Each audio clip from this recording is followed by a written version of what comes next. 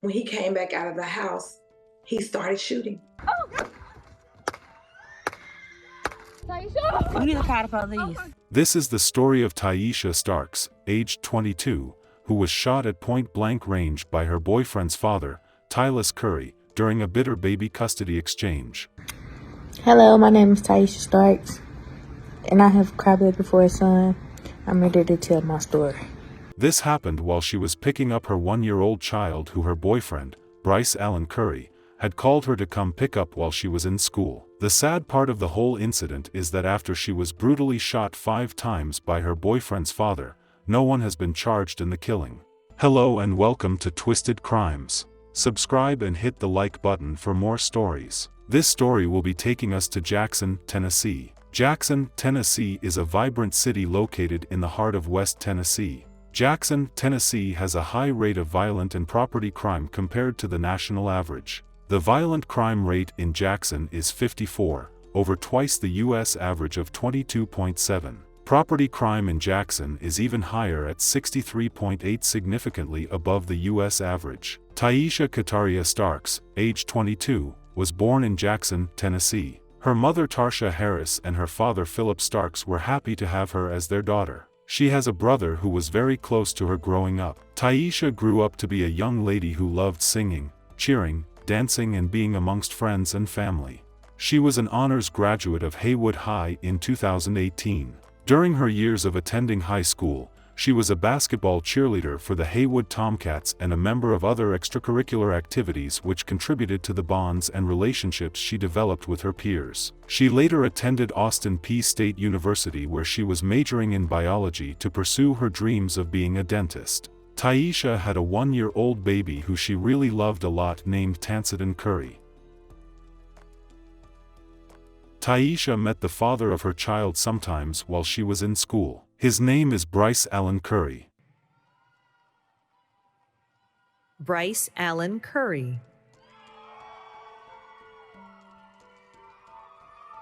Things between the two parties started going down the drain after they had their son. There was constant issues between them. They finally made a plan as to how the custody will be handled. Bryce was supposed to keep Taisha from Mondays to Wednesdays. She is supposed to take care and keep the baby on the other days. As mentioned earlier, she was a college student at Austin Peay State University in Clarksville, Tennessee. So on February 20, 2023, Tyeasha went ahead to drop her baby at Bryce's house in Jackson, Tennessee where Bryce stayed with his parent. That happened to be a Monday, which was one of the days Bryce was supposed to be with the baby. So after dropping her son, she drove from Jackson to Clarksville, her school, which is about 2 hours apart. Upon getting to school, Tyeasha received a phone call from Bryce saying she needs to find someone else to look after the baby as he has class to attend the next day. Tyeasha was a bit hesitant since that was one of the days he should take care of the baby, and also she missed all her classes the previous semester because of the pregnancy,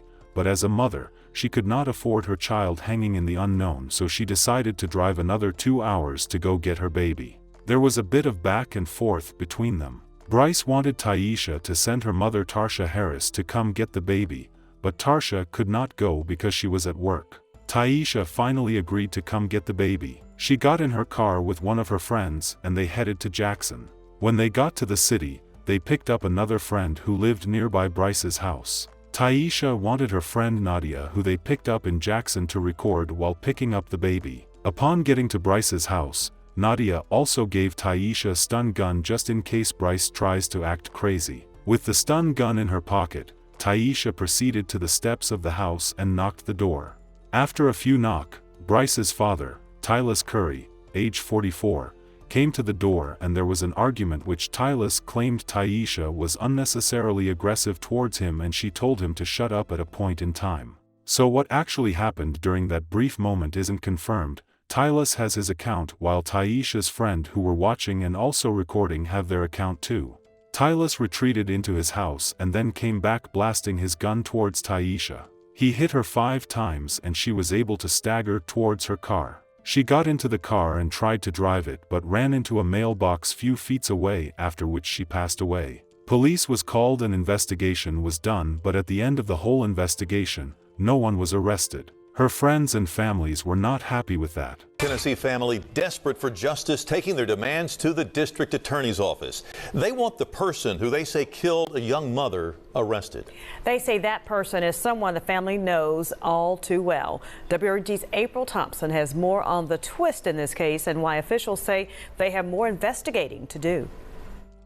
About a dozen protesters with signs rallied at the state office building in Jackson, Tennessee Thursday. Taisha Harris pushed for this demonstration, hoping it will bring answers and an arrest in the shooting death of 22-year-old Tyeasha Starks, her daughter. I'm upset because my daughter was murdered. Senseless killing. It was February 20th when Taisha showed up at this Jackson home to pick up her 1-year-old son from his father. Harris says the father's parents lived here at the time, and things had already been tense between all of them. He knew the days that he was supposed to be keeping my grandson. My daughter had just dropped him off that Monday morning. He called her in an irate state, stating that he was not going to be able to keep my grandson, and he knew that she was in class. So she went back to get her baby. When Tyeasha came to this house, she reportedly went to that front door and knocked. Nadia Blockett was in the car waiting on Taisha when she says there was an argument. She told him shut the up, and she was in the yard and he was at his door. He never stepped on the porch. And so when she said that, he got mad and the door had shut. The witness admits she handed Taisha a stun gun to take with her when she first got out of the car. For protection, because they were talking earlier that morning, they was already calling her and threatening her. She says the young mother never pulled the stun gun. Taisha died a few doors down as she was trying to drive away. For them to have a gun, I feel like that was all planned. They did not have to do this to my daughter. She had her whole future ahead of her. But the person who fired the shots and who still hasn't been officially identified by officers has not been charged. We just want some answers. You know, it's been 2 months, and we still haven't heard anything. They haven't called us to let us know, how the investigation going. The Madison County Sheriff's Office sent us a press release saying the disturbance escalated and witnesses corroborated that Ms. Starks arrived with a stun gun and was actively arching the device when she was shot. They told us all information has been turned over to the district attorney's office. We contacted the Madison County District Attorney, Jody Pickens, who said no decision has been made on charges. And it's why these protesters showed up at the DA's office Thursday, but never got any further than the lobby. Even protesters from Memphis are joining in their cry for justice. This man had time enough to go and cool off, and he murdered a young black mother in cold blood. They also marched to the county mayor's office and were stopped at the entrance, but they did get the ear of Jackson City Mayor. I have no authority over DA's office or the sheriff's department, but I can ask questions, and so that's what I'm going to do. And they say they finally got to talk with the Madison County Sheriff's Office, who promised to meet with the family next week. For this district attorney, even the mayor, we want answers. And whoever we need to be held accountable, we're going to do that. We don't get no justice. Y'all don't get no peace. The Madison County Sheriff's Office was contacted about the case. They sent a press release saying, the disturbance escalated and witnesses corroborated that Tyeasha arrived with a stun gun and was actively arching the device when she was shot, but her friends denied any of that happened. They believe it was a setup. I don't what nobody say. Tyeasha was set up. They wanted to kill that girl. And if it was up to me, the daddy would be in jail. The mama would be in jail, and Tyeasha baby daddy would be in jail. I don't care because the granddad shot her.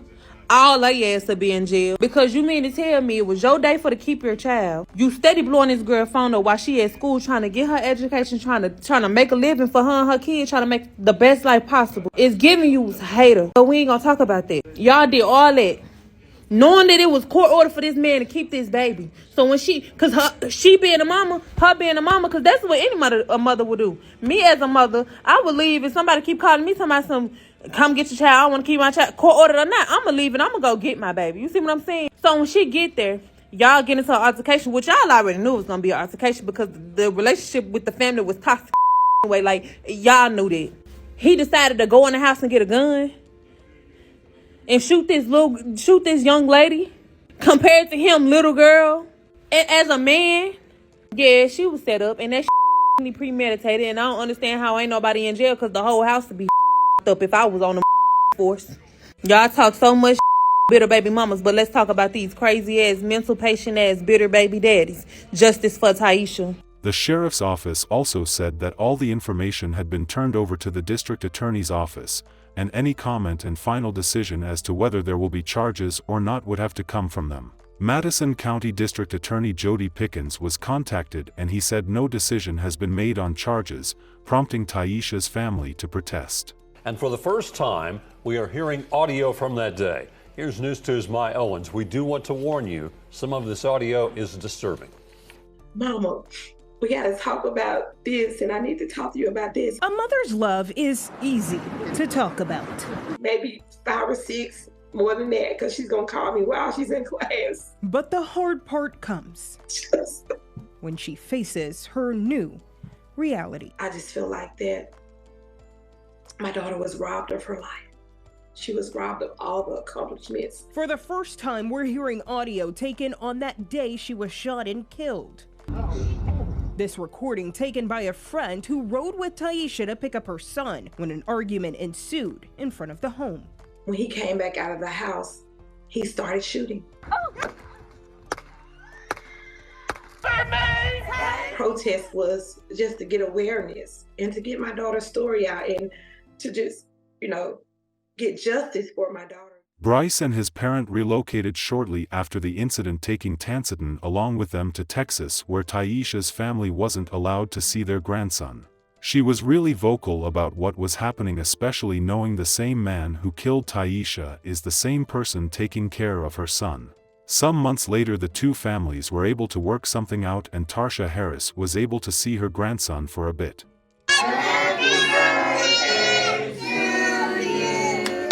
Here is what she said about the visit. Happy is an understatement right now. First and foremost, I have to thank God for what He has allowed to transpire on this morning. After a rough 4 months of crying, praying, fasting, and crying again, God saw fit to touch their hearts and allow me to see and spend some time with my grandbaby. I am overjoyed at the moment and can't really put into words how excited I am to see him. This is just another sign from God that He has everything in control, and it is already worked out in my favor. I will continue to hold on and be steadfast. Thank you all again. As at the time of making this video, the Madison County District Attorney's Office again said there are no new updates and the case is still under investigation.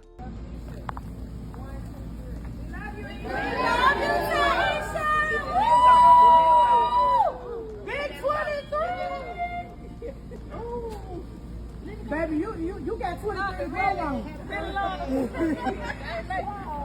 Oh, God, yeah. That is so pretty. Ooh, I can't get the picture, Lord Jesus. Somebody send me the picture. We do hope the real truth comes to light very soon. Our deepest and sincere condolences to the families and friends of Tyeasha Starks. May Tyeasha's memory be a blessing for her family and for all who knew her, and may her life and death be an inspiration and a turning point towards justice and increased protection for gun violence survivors. Please stay safe out there and see you guys in the next video.